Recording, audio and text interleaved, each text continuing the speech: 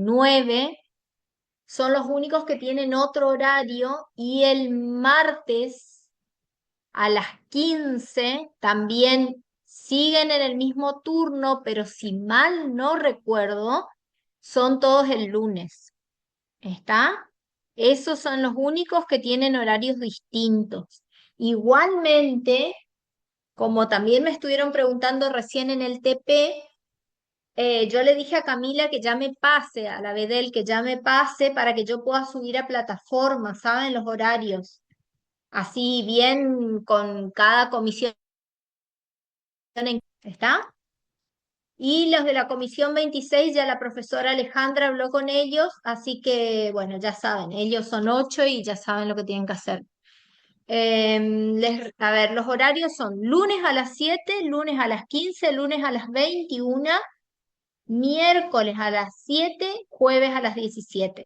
Los que tienen entonces sincrónico en esos horarios van a rendir en esos horarios. La única diferencia está en esos sincrónicos que no tenían dónde ubicarse y bueno, creo así como les dije, me parece que había quedado finalmente. Igual esto va a estar en plataforma y van a tener publicado también en las carteleras, así que no hay demasiada modificación, ¿está? Cada uno en su turno con seguridad. Bueno, eso es nomás. Así que estén atentos nomás.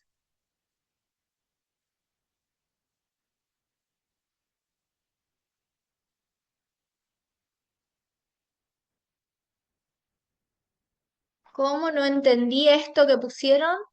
Los que rendimos el jueves a las 17 y estamos inscritos en la era el lunes. Eso no entiendo. Pasa, profe, que lo de la comisión 8 que rendimos la otra semana en este horario, estamos inscritos en el SIGEDU, nos aparece como que estamos inscritos en la ERA, que es el 12. Pregunto si por ahí hay que dejar nomás la inscripción o si hay que suscribirnos a esa ERA, porque estamos Pero, inscritos en una ERA que no es nuestro horario. ¿y quién les inscribe en eso? ¿Cómo ustedes saben que están inscritos en ese horario? Porque algunos miramos en SIGEDU y, por ejemplo, a mí me parece que estoy inscrito en la ERA, que es el día 12. Por eso se me hace raro. Ah, puede ser que sea que todos aparezcan que la era es el 12 porque ese es el día que figura en que se rinde, digamos. ¿Se entiende? Yo creo que todos deben figurar que rinden el 12. Bueno, profe, muchas gracias. Eso, yo creo que es así, ¿sabes? Así que bueno, déjame que yo ya le mandé un mensajito a Cami que me mande esto que habíamos quedado, que ya me iba a mandar en planilla cada uno dónde rinde, en qué horario rinde. Y bueno, pero en principio no hay mucha modificación respecto a lo que es el sincrónico, ¿está? Bueno, vamos a dar inicio. A ver qué es esto. Un segundo.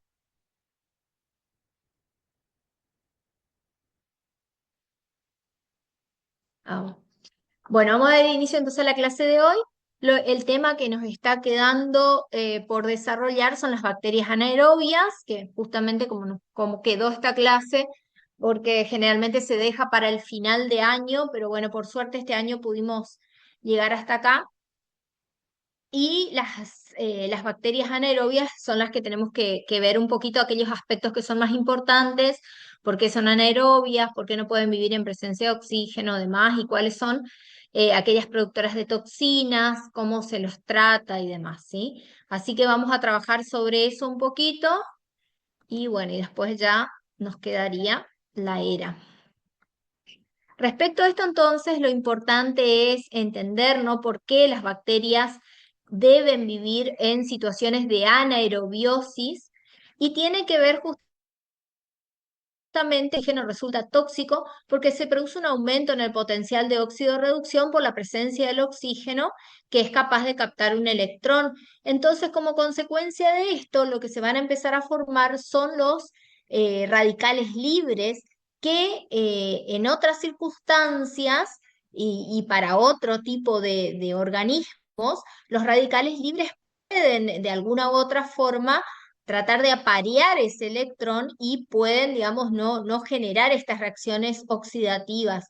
Sin embargo, como las bacterias anaerobias carecen de las enzimas como la superóxido dismutasa, la catalasa, la peroxidasa, esto causa un estrés oxidativo y le genera un daño celular. Además, el NAD-fosfato reducido pasa a la forma de NAD-fosfato oxidado, entonces no hay obtención de energía por otros medios, por lo tanto vamos a tener una toxicidad directa de del oxígeno, digamos, debido a la presencia de radicales libres, anión superóxido, hidroxilos, son todos altamente reactivos y que terminan generando la lisis de la bacteria.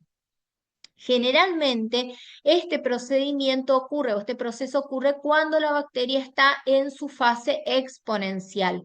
Entonces, en ese caso, puede ser que la bacteria sea aerotolerante, decimos, es decir, es anaerobia, pero puede soportar pequeños o cortos periodos de tiempo en presencia de oxígeno si después se restablece la situación de anaerobiosis, pero existen algunas otras que no pueden ni siquiera eso, entonces decimos que son anaerobias estrictas. Acá lo que vemos es cómo el efecto bactericida generado por, cómo se da el efecto bactericida generado por la formación de los radicales libres, como el anión superóxido y el anión superóxido. Acá tenemos el radical libre oxidrilo, que son justamente bactericidas. Y los efectos bacteriostáticos que están dados por la ausencia de la superóxido dismutasa, de la catalasa, la peroxidasa, porque se producen disminuciones en las concentraciones de hierro y de cobre que la bacteria necesita para su metabolismo, y la membrana que se hace refractaria a la peroxidación de lípidos. Bueno, a partir de esto entonces, la clase está planteada de la siguiente manera. Vamos a armar unas salas, 3 salas, y vamos a contestar las siguientes preguntas. En la primera tenemos el caso de las bacterias anaeróbicas no esporuladas y vamos a contestar cuáles son los factores de riesgo por una infección por bacterias anaeróbicas, ¿sí? Entonces, ¿por qué es fundamental esta primera pregunta? Porque las bacterias anaeróbicas tienen mucha dificultad en cuanto a su cultivo y al desarrollo de un antibiograma, porque son justamente fastidiosas por la necesidad de la anaerobiosis para poder desarrollarse. Entonces, es muy importante que tengamos en cuenta en qué situaciones vamos a sospechar la presencia de un anaeróbico y y también las características de la lesión, ¿sí? Entonces, ¿en qué situaciones se producen y cómo son esas lesiones? Porque muchas veces vamos a necesitar iniciar un tratamiento empírico debido a que igualmente si tuviéramos la posibilidad de hacer los cultivos y los antibiogramas, estos tardan mucho más tiempo de lo que el paciente tarda en resolver la presencia de la bacteria anaeróbica en su organismo. Por lo general son de evolución muy rápida, entonces, no podemos esperar el resultado de un antibiograma.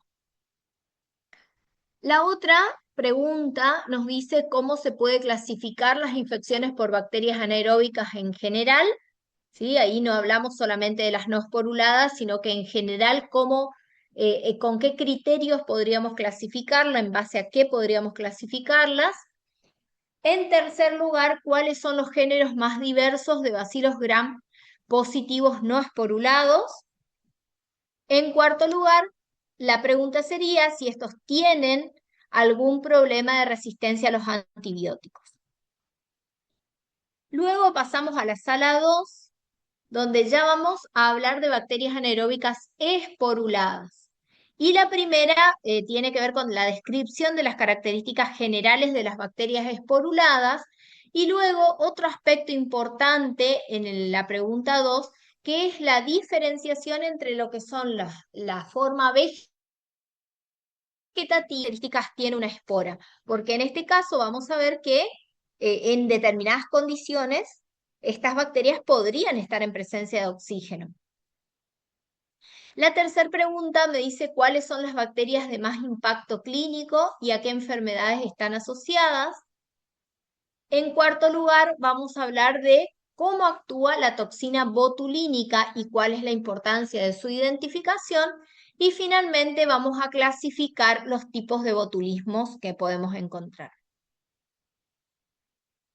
Para el caso de la sala 3, vamos a hablar del tétano y el agente etiológico y características, cómo se denomina la toxina, la más importante, la toxina que produce el tétano, cuál es la más importante y cómo actúa, a qué nivel actúa y cuál es la clínica que genera. En tercer lugar, a qué patología está relacionada la alfa-toxina del Clostridium perfringens. Y en cuarto lugar, ¿cuál de las bacterias anaeróbicas esporuladas está relacionada a diarreas post-antibióticos en pacientes internados? Bueno, esa es la actividad que vamos a desarrollar en la clase de hoy. Vamos a hacer entonces, bueno, hay unos cuantos conectados. Em,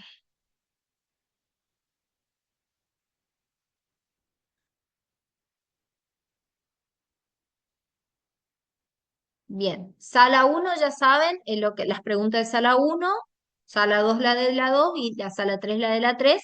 Cualquier cosa, si no llegaron a tomar captura, ahora entro en la sala y charlamos un poquito y de paso les muestro las preguntas.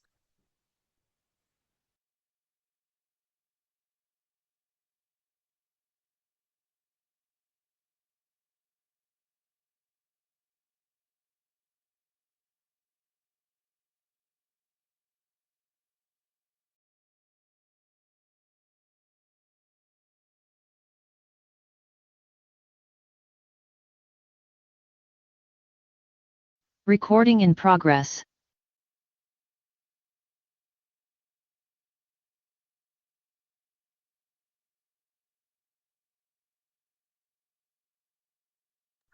Bueno, ya creo que estamos casi todos, así que vamos a dar inicio entonces a las respuestas que ustedes hayan elaborado y después vamos completando con lo que falte, ¿sí? Así que para los que formaron parte del primer grupo, vamos a ver las preguntas y a ver qué contestaron. La primera nos dice cuáles son los factores de riesgo para infecciones producidas por bacterias anaeróbicas. ¿Qué contestaron? eh, que sería la disrupción de las barreras, por ejemplo, como la mucosa gastrointestinal o la piel, una cirugía, un trauma, una perforación visceral, un ambiente que está necrótico, eh, ya dije, de la piel, de la disrupción de la barrera, y eso pues.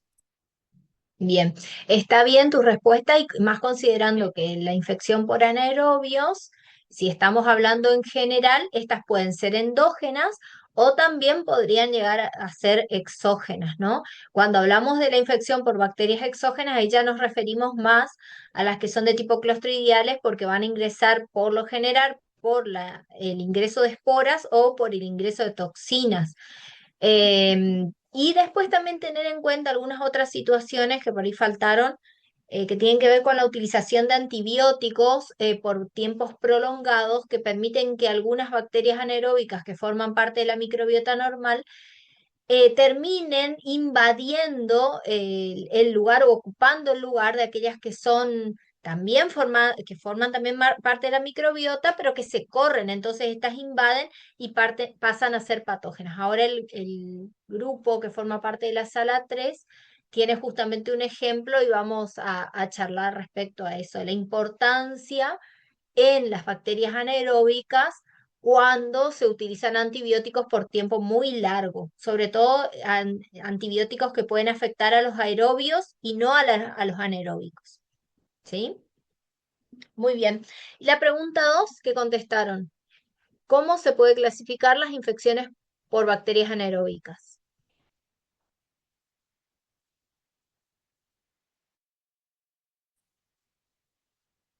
Hoy son varios para contestar. Miren que he tenido grupos de a uno, o sea, no grupos, sino llegué a trabajar con 3 alumnos esta semana. Estuvo bastante con poco auditorio mi clase, pero hoy son bastantes. A ver el grupo que contestó. Bien, ¿Cómo profe. clasificamos? Y yo puse que se puede clasificar según la forma clínica de presentación de las infecciones, ¿sí? Como infecciones localizadas, infecciones sistémicas, toxigénicas también. Ujú. Se puede clasificar también según el sitio anatómico de la infección. Sí, por ejemplo, una infección en la cabeza, una infección en el tórax. eh, Según el Claro. microorganismo que es predominante en la infección, como los clostridiales, una infección clostridial, una infección de anaerobios no esporulados gram negativos, como los fragiles, bacteroides fragiles. Bien, puse eso. Bien, sí, son diferentes formas de clasificar. Si pensamos en la posibilidad de clasificar en aquellos que producen toxinas y los que no, entonces lo clasificaríamos en las clostridiales y no clostridiales. Pero tener en cuenta que las no clostridiales, o sea que en realidad el clostridium a veces se comporta como un no clostridial, como una infección no clostridial, cuando el daño se produce por la multiplicación de la propia bacteria. Pero tener en cuenta que la mayoría de las veces estos lo que producen son toxinas que terminan afectando al individuo y por eso causan sintomatología. Bueno, pasamos a la otra. ¿Cuáles son los géneros más diversos de los bacilos grados?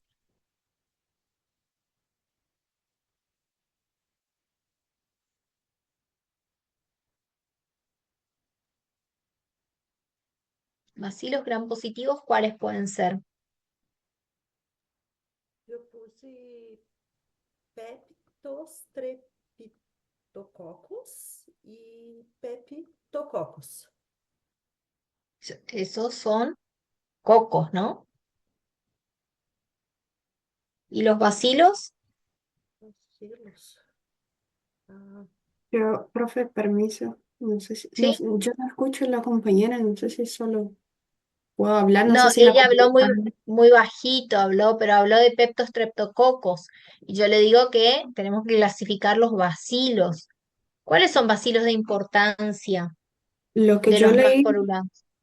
lo que yo leí de Sherry's, tengo que son, no sé pronunciar muy bien, Actinomycetes, el Propionibacterium y Lactobacillus.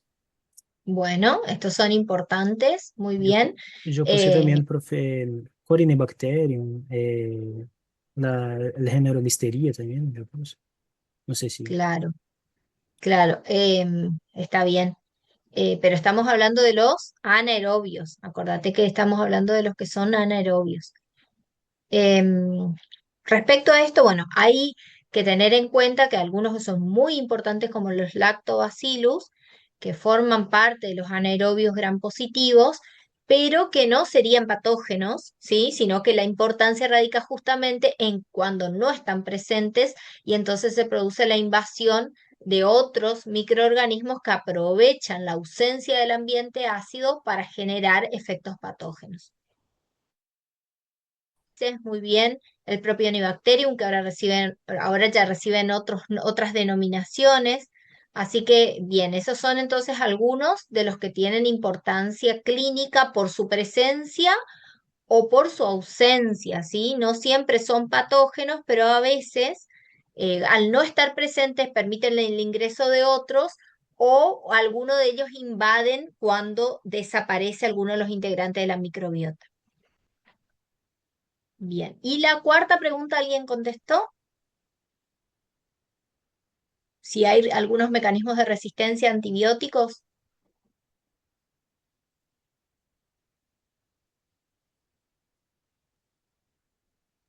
Yo puse, profe, que tiene unas cepas que son resistentes a clindamicina y a las penicilinas. También el uso empírico de metronidazol de los carbapenémicos o combinaciones con los inhibidores de las beta-lactamasas. Bien. Bien, bueno, estos mecanismos de resistencia pueden darse por la producción de enzimas o por la modificación del sitio blanco. Generalmente es por la producción de enzimas, la modificación del sitio blanco, por el mecanismo de flujo, ¿sí? Pero bien, ¿y qué antibióticos suelen utilizarse para, en realidad, qué medicamento suele utilizarse para los anaerobios que no es un antibiótico? ¿Leyeron eso? Que se usa para parásitos en realidad.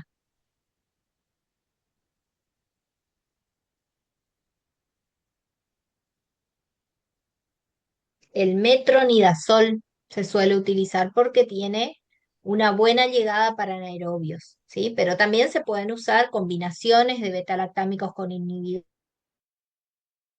siempre probando, en el caso de esas posibilidades de que hayan resistencias adquiridas, probando primero el resultado en el antibiograma. Bien, bueno, vamos a contestar entonces y completar las respuestas. Factores de riesgo para una infección producida por anaerobios, pensemos entonces en aquellas que son endógenas y que por alteraciones de la piel, de la mucosa, que están colonizadas, pueden generar algunas infecciones. Tratamientos con aminoglucósidos, recordemos que los aminoglucósidos requieren un metabolismo aeróbico para ser efectivos, por eso son efectivos frente a bacterias aeróbicas, pero tienen resistencia natural para los anaeróbicos. Cuando utilizamos por un tiempo muy prolongado estos antibióticos, los anaeróbicos van a permanecer, siendo que todo el resto de la flora se puede llegar a desaparecer y de esa manera pasan a ser patógenos. La disminución del riego sanguíneo de algún lugar, la necrosis, las extracciones dentales y las cirugías, las presencias de cuerpos extraños, todos estos predisponen a lesiones, las cuales tenemos que también poder identificar. La forma de identificarlas es porque tienen un cambio de color muy notable y porque van a tener un olor que es muy desagradable y mucho dolor. Otra característica es la presencia de crepitaciones en el sitio de la lesión y también la presencia de gránulos sulfurosos. Todo esto, bueno, sumado a lo que le decía, el dolor intenso que tiene el paciente, tiene que hacerme sospechar en la posibilidad de infecciones por anaerobios. Justamente por lo que les decía anteriormente, ¿no? Es muy difícil el cultivo, porque además requiere un laboratorio especializado para poder lograr esos cultivos en anaerobiosis y además, a pesar de tener un laboratorio especializado, tarda mucho tiempo, entonces tenemos que terminar basándonos en las características de la lesión, en la manera en que se produjo la lesión para hacer un tratamiento empírico. Clasificación de las infecciones por bacterias anaeróbicas. Como les decía entonces, podemos clasificarlas en aquellas que son clostridiales, que son bacilos gram positivos esporulados, que en la mayoría de los casos producen toxinas, que son las que producen toxoinfecciones, o bueno, en algunos casos se da por la multiplicación de los clostridium y en ese caso se comportarían como no clostridiales. Y todos los otros son no clostridiales, no esporulados, y allí vamos a tener la gran clasificación de los bacilos gram negativos no esporulados, los cocos gram positivos y los cocos gram negativos.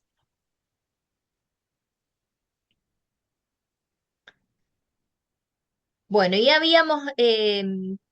teníamos que hacer una clasificación de aquellos géneros más diversos de bacilos gram positivos no esporulados y me habían nombrado el propio Nibacterium agnes, que actualmente se conoce como Cutibacterium agnes, forma parte de nuestra microbiota, pero estos pueden causar acné cuando existe una elevada concentración en las glándulas sebáceas, del contenido de las glándulas sebáceas, o cuando se produce una modificación del pH. Entonces, en esas circunstancias pueden producir acné y a veces se producen sobreinfecciones de los mismos. Otra otra situación en las cuales se comportan como oportunistas, éteres, abscesos en la piel y abscesos mamarios también entonces pueden pasar a ser patógenos. Luego tenemos los actinomices, que también se encuentran en abscesos post-infección odontológica y producen fístulas, y acá vamos a ver una de esas características de las cuales les decía anteriormente, que es de las lesiones propias de los anaerobios, que es la presencia de los gránulos sulfurosos. Y luego el mobiluncus, que forma parte de un complejo que se conoce como complejo GAM, donde tenemos la Gardnerella, anaerobios, mobiluncus y micoplasma. Nosotros, no todos ellos son anaerobios, ¿sí? Pero en conjunto están formando parte de la microbiota vaginal como microbiota normal, pero cuando los lactobacillus dejan ese espacio, que puede ser por cambios hormonales, por la utilización de algunos anticonceptivos, entonces el complejo GAM pasa a producir la vaginosis bacteriana. Y en ese caso nos va a llamar la atención porque vamos a tener un flujo que es color un poco más grisáceo, filante, y que, bueno, en el caso de que no sea tratado, que no sea tratado, que se deje estar la paciente, puede producir una enfermedad inflamatoria pélvica.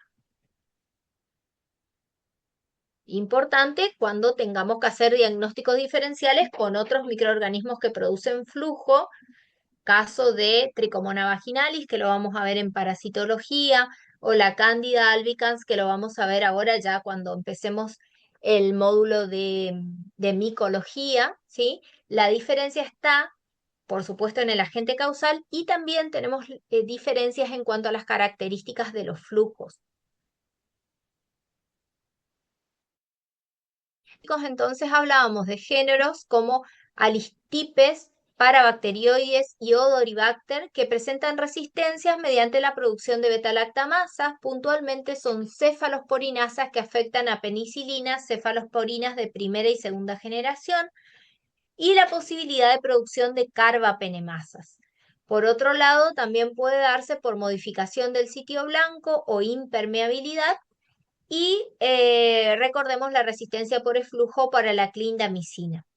Al cloranfenicol por la presencia de una cloranfenicol acetiltransferasa que destruye el cloranfenicol, pero estas son resistencias adquiridas, por lo tanto nosotros tenemos que probar esa susceptibilidad o resistencia, como decimos, en el disco de antibiograma. Una de las opciones en el caso de la producción de penicilinasas es la utilización de un inhibidor de la enzima, que puede ser el tazobactam. Entonces hacemos la combinación piperacilina-tazobactam y bueno, se da pipertazobactam en el caso que haya sensibilidad. Y bueno, como les decía, la otra opción en el caso de los anaerobios es la utilización del metronidazol, que en realidad es un derivado azólico que se utiliza para parásitos, pero bueno, tiene buena llegada en el caso de los anaerobios, entonces es una buena alternativa terapéutica. Bueno, pasamos a la sala 2, revemos a ver cuáles son las preguntas.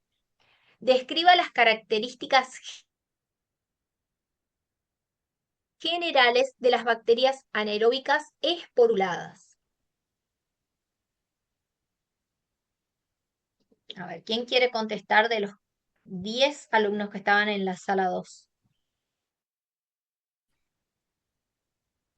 Profe, eu puse que são bacilos gram-positivos, anaeróbicos estrictos, que não sobrevivem em presença de oxígeno, que formam espora resistente, assim, por resistência ao calor, a desinfectantes também.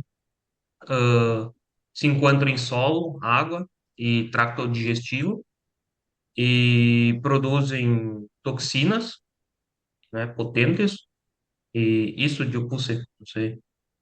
Bien, te hago una pregunta. ¿Cómo uno en la coloración de Gram podríamos saber que la espora está presente o que se trata de un bacilo esporulado?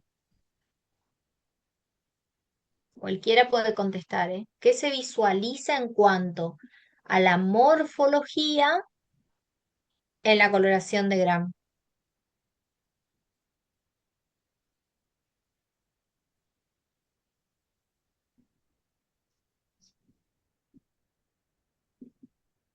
Sería como zonas claras o incoloras dentro del bacilo.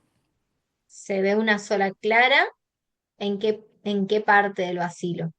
Porque incluso la bibliografía lo describe de esa manera. Vemos bacilos en forma de qué.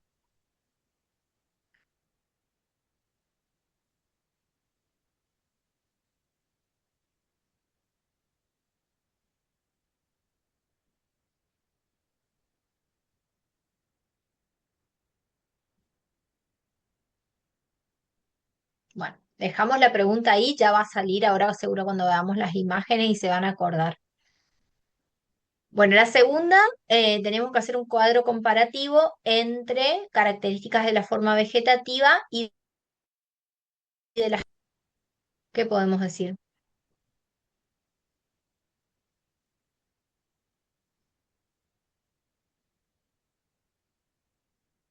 Para la actividad metabólica, la forma vegetativa es activa y la espora tiene un metabolismo en reposo.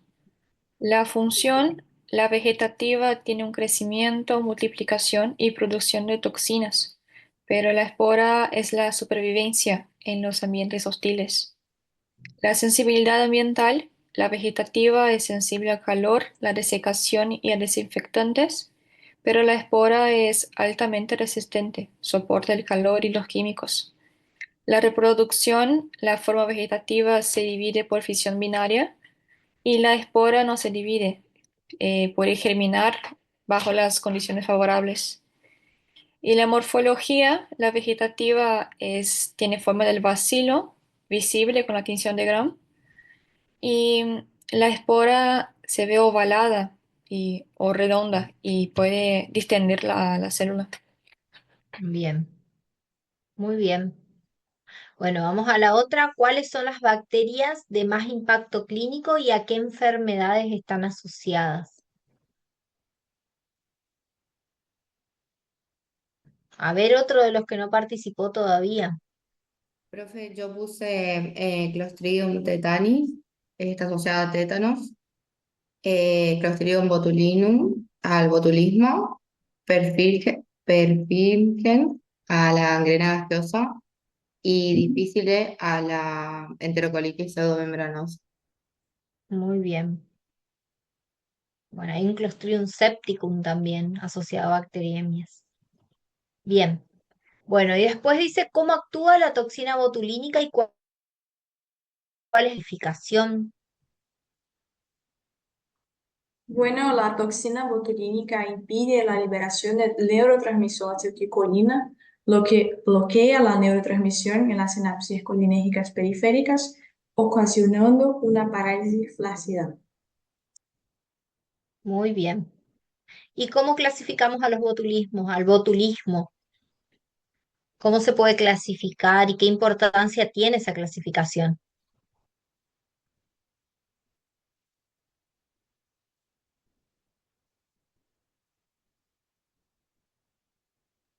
Profe, yo puse botulismo alimentario, infantil, por heridas, inhalatorio y latrogénico.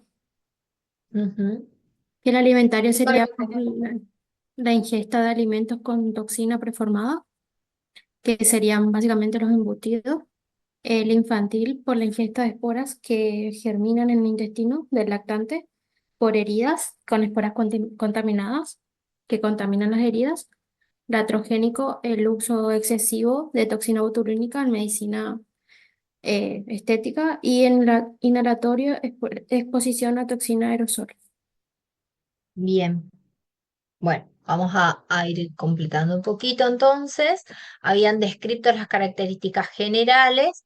Son bacilos gram positivos, anaerobios, formadores de esporas y se encuentran en el ambiente, en el suelo, en el aire, en los vegetales, ¿sí? Son patógenos oportunistas porque muchas veces están en la mucosa vaginal e intestinal. Las formas vegetativas, como dijeron ustedes, son las formas metabólicamente activas, así que si tuviéramos que visualizar solo la forma vegetativa en una coloración de Gram, se vería como un bacilo. Esa forma es de multiplicación, ¿no? Que se nutre y la que produce la patología. Si comparamos con la espora no es que produce patología, al contrario, la espora en realidad es una forma de resistencia, está latente, no se multiplica, pero es capaz de subsistir en el ambiente frente a los cambios de pH, de temperatura y también a la presencia de oxígeno. La pregunta, ¿no?, que les puse acá abajo es ¿cómo eliminamos las esporas? Porque en realidad si tuviéramos que hacer nuestros trabajos en los cuales hay que trabajar en completa ausencia de microorganismos, estaríamos todo el tiempo expuestos a las esporas. Por lo tanto, hay métodos que las eliminan, ¿no? Que las habíamos visto en la primer clase. ¿Cuáles son esos métodos que eliminan esporas? La esterilización por calor húmedo, que sería el autoclave. Ujú, bien. ¿Solo el autoclave?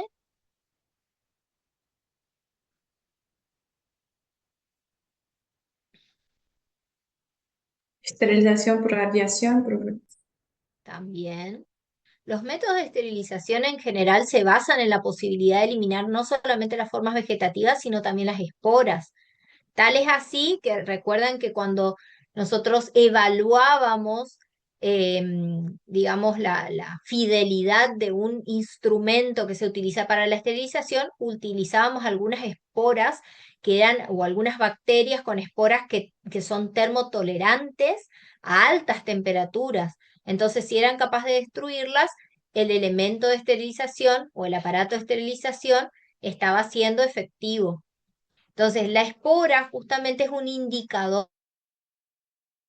Toda forma de vida ha sido eliminada cuando yo, por ejemplo, tengo que trabajar y que es sumamente importante, no sé, en una cirugía, ¿sí? O en un laboratorio, cuando tenemos que esterilizar todos los instrumentos que tenemos. Hasta les diría, si tengo que trabajar en una peluquería en la cual tengo un horno de esterilización, justamente con el objetivo de tratar de eliminar todos los microorganismos. Solamente como para unir aquello que habíamos visto al principio con otros conceptos que ahora estamos agregando, ¿no? En cuanto a la clasificación de los microorganismos más importantes, tenemos el Clostridium botulium, que produce el botulismo, Clostridium tetani, que produce el tétano, Clostridium perfringens, que produce intoxicaciones alimentarias y toxoinfección y gangrena gaseosa, el Clostridium septicum, que produce bacteremias, y el Clostridium clostridioides, en realidad difícil, que produce la diarrea pseudomembranosa. El mecanismo de acción de la toxina botulínica actúa a nivel del sistema nervioso periférico, impidiendo la transmisión del impulso nervioso porque inhibe la liberación de acetilcolina y esto lleva a una parálisis que es del tipo flácida.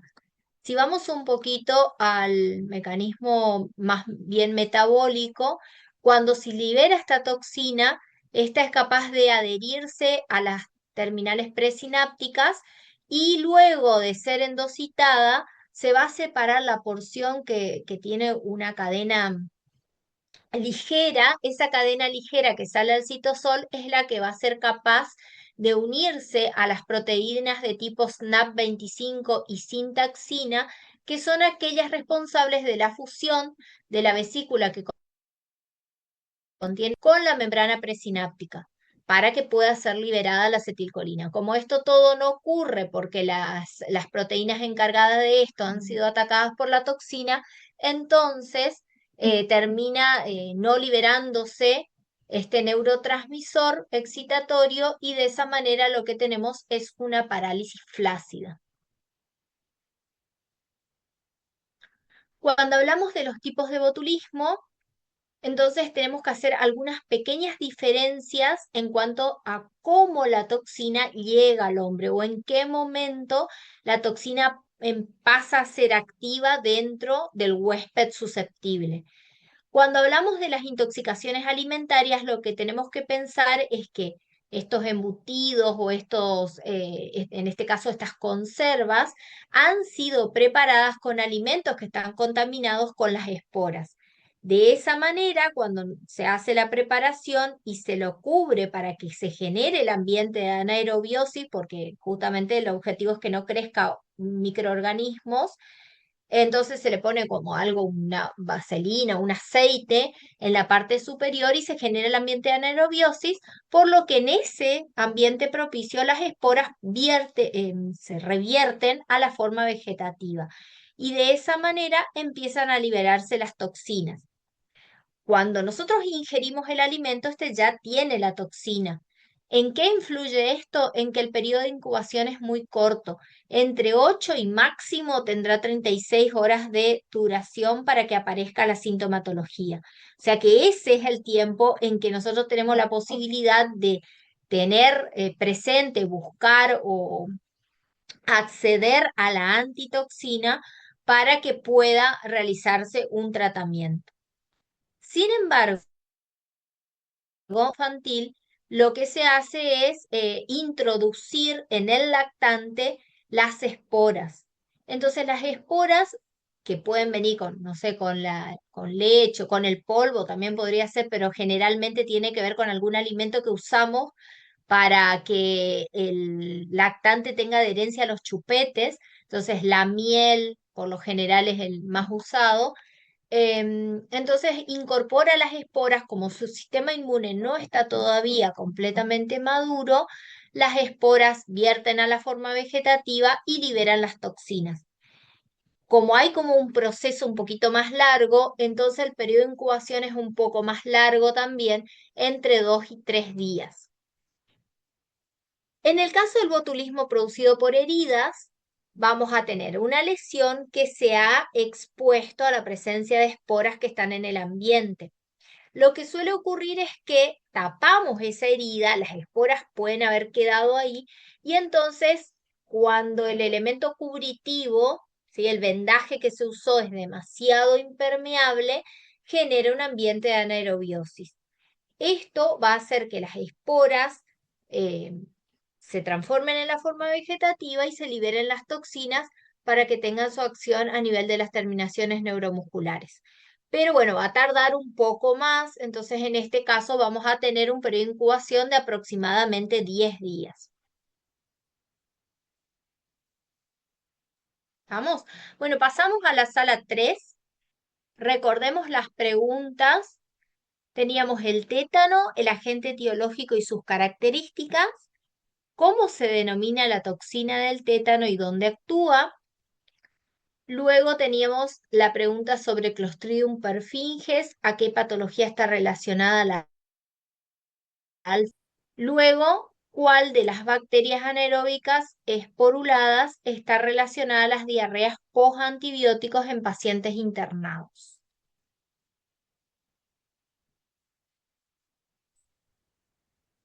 En la uno puse que el agente etiológico es el Ostridium tetani, es un bacilo fino, gram negativo o lábil, es esporulado, móvil, no capsulado y es anaerobio muy estricto.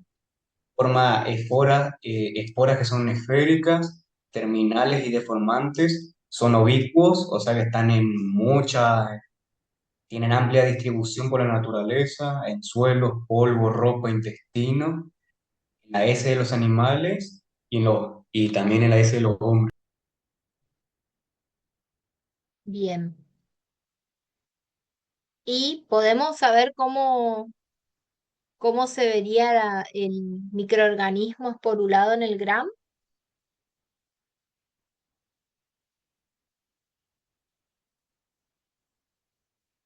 No todavía. Bueno, pasamos a la otra pregunta. ¿Cómo se denomina la toxina del tétano y dónde actúa?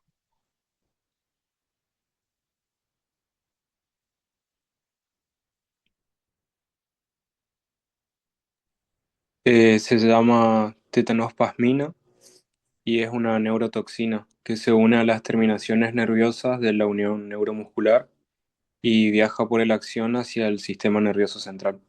Lo que hace es bloquear la liberación de neurotransmisores inhibidores, como el GABA, en las interneuronas del asta anterior de la médula espinal. Entonces provoca una pérdida de inhibición que se traduce en espasmos musculares, rigidez y convulsiones tónicas. Muy bien. Bueno, ahora pasamos a Clostridium perfringens y su alfa toxina, ¿a qué está relacionada?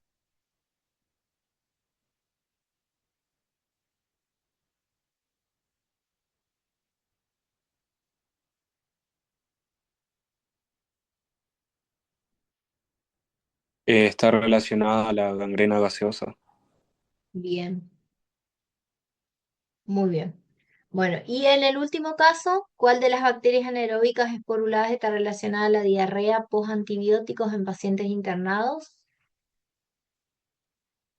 Clostridioides difficile. Bien. Y en ese caso lo que se producen son las diarreas pseudomembranosas. Primero es una diarrea hidroelectrolítica que después termina en una diarrea pseudomembranosa. Bueno, vamos a ver entonces.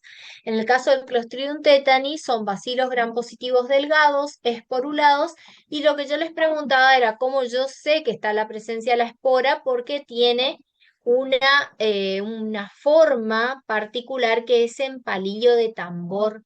Entonces la espora terminal no se colorea, pero se ve como si estuviera con un diámetro mayor que el del bacilo. Son móviles por flagelos peritricos, no capsulados, anaerobios estrictos y también están presentes ¿no? En la naturaleza, en el suelo, en el polvo, en las heces de animales y las heces del hombre. En este caso, lo que se produce es una toxoinfección. Si bien el tétano produce varias toxinas, la que produce estas contracciones involuntarias y sostenidas es la tétanospasmina. La tétanospasmina es una neurotoxina que, a diferencia de la anterior, actúa a nivel del sistema nervioso central. En este caso se produce el bloqueo y la no liberación de GABA y de glicina, y bueno, entonces el paciente no tiene estos neurotransmisores inhibitorios y por lo tanto se va a producir una contracción sostenida. Tal es así que nosotros podemos ver las conocidas risas sardónicas, que no son otra cosa que las contracciones del macetero, que pareciera que el paciente como que se estuviera riendo, pero en realidad, bueno, es una de sus características.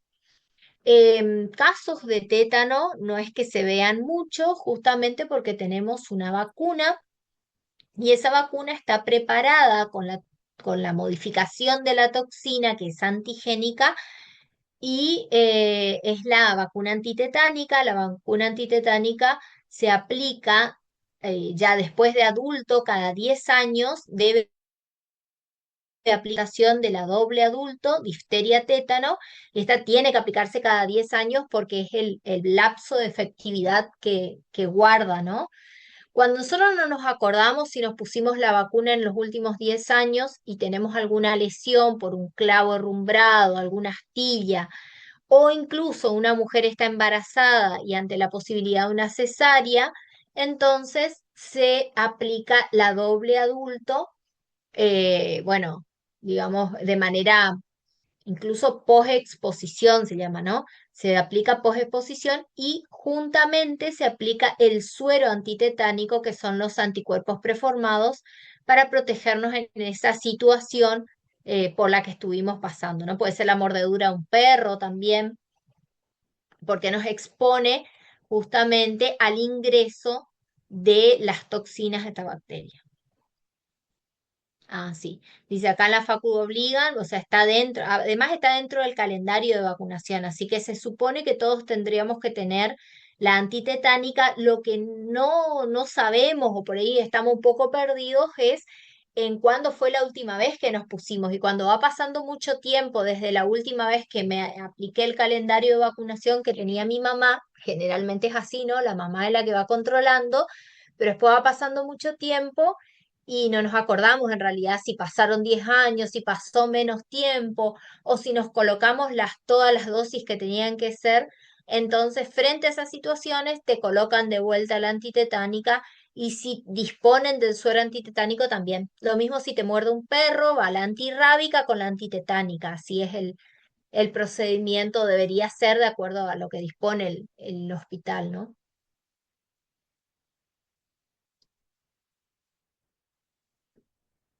Respecto es un bacilo gram positivo inmóvil que puede o no tener cápsula y que forman parte de la microbiota intestinal o pueden estar en forma de esporas en el ambiente. Este genera una alfa-toxina que es una fosfolipasa C que actúa como lecitinasa y produce la gangrena gaseosa. Afecta músculos y partes blandas. Nosotros los vemos en muchos casos de cirugías, se pueden ver cirugías estéticas que no se han cumplido con todos los procedimientos de esterilización. A veces aparecen este tipo de casos. Se desarrolla luego de la inoculación del Clostridium perfringens a nivel muscular, luego de un traumatismo o también por inyectables que, bueno, no han pasado por todos los procesos de esterilización. Y también puede ser cuando una persona ha tenido un golpe previo y queda una zona de necrosis. Esta toxina, junto con las enzimas, degradan el tejido muscular y conectivo, generando el cuadro clínico, trombosis microvascular, necrosis isquémica de los tejidos. Y después también algunas cepas producen enterotoxinas que generan diarreas asociadas a antibióticos. En el caso del Clostridium difficile, que era justamente la respuesta a la pregunta en la cual qué anaerobio, ¿no?, puede manifestarse clínicamente cuando hacemos tratamientos prolongados con antibióticos, y esto además está asociado a pacientes que están internados. Entonces vamos a hablar del Clostridium difficile y la posibilidad de producir diarreas, que en principio son hidroelectrolíticas, pero después evolucionan a diarreas de tipo pseudomembranosa. Una particularidad es que uno de los antígenos que nos puede llevar a la sospecha de una diarrea por Clostridium perfringens es la tercal de glutamato deshidrogenasa que presenta esta bacteria y que a partir de ese diagnóstico, que sería como un screening, un diagnóstico presuntivo o tamizaje, me autoriza a que después haga sobre la misma muestra una técnica de biología molecular para confirmar el origen de la diarrea pseudomembranosa.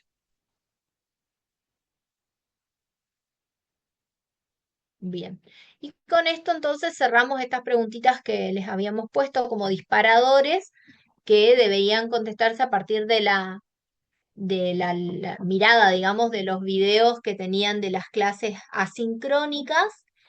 Y con esto, si ya vieron las clases de micobacterias de la clase de TP, estaríamos cerrando los temas que van a entrar en la era. Así que nada, no sé si quieren hacer alguna pregunta. A ver.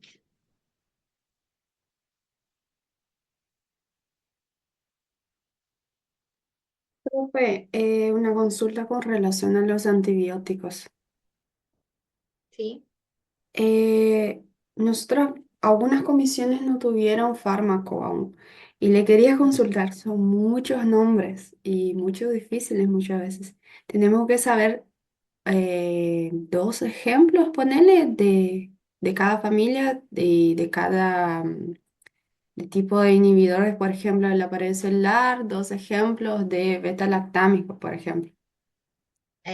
Bueno, ustedes habrán visto que nosotros no puntualizamos tanto en nombres, sino que hablamos en general beta-lactámicos y la subclasificación sí, cuáles son penicilinas, cefalosporinas, monobactames y carbapenemens. Eh, Preguntando a ver a qué familia corresponde tal antibiótico, porque eso lo ven en fármaco, como me dijeron ustedes, sino más bien la relación que puede existir entre determinado antibiótico y la bacteria. Eso es lo que nos interesa, ¿sí? Por eso algunos mecanismos de acciones que son necesarios conocer para poder entender la resistencia del microorganismo frente a ese antibiótico, entonces eso puntualizamos, ¿sí? Y después de poder entender cómo funciona el antibiótico, explicamos cómo hace la bacteria para hacerse resistente, o sea, qué mecanismo genera para hacerse resistente.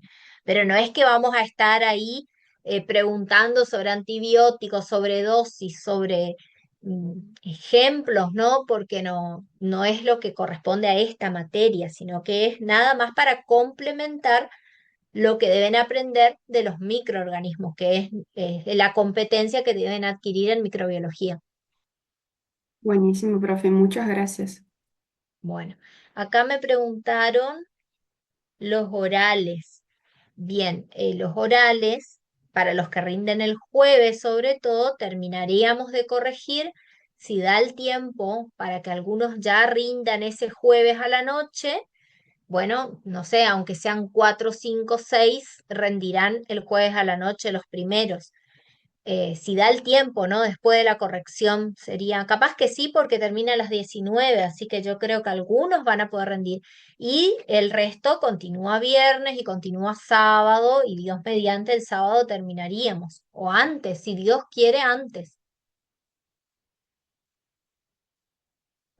¿Cuántas preguntas son? ¿En qué cambia cuando que les diga? Yo le digo que hoy que son 50 preguntas, son 50, 30, ¿eh? ¿Por qué me preguntan cuántas preguntas son? Encima no dan la cara, ¿eh? Porque preguntan en el chat. Van a tener el tiempo suficiente como para contestar las preguntas que tienen.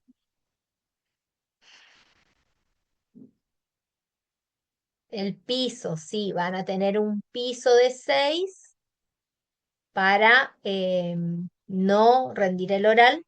Y si no, tienen 4 para poder defender ese 4 en un oral.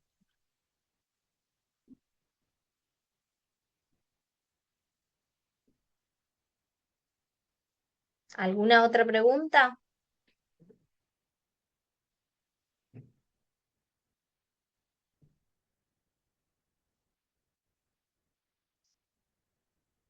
Bueno, entonces les dejo y yo ya espero que mañana me pasen la distribución de las comisiones de acuerdo al horario, pero como les dije al principio, los que tienen sincrónico lunes a las 7, lunes a las 15, lunes a las 21, van a rendir en esos horarios.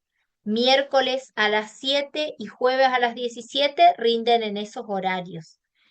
Y los del miércoles a las 9 son los que se reorganizan en otro horario. A ver, que acá tengo un machete. Los del miércoles a las 9 aparentemente rendirían el lunes a las 7 también. Hay otros más, por eso no les quería decir así todo tan... Los del martes a las 15 rendirían el lunes a las 15.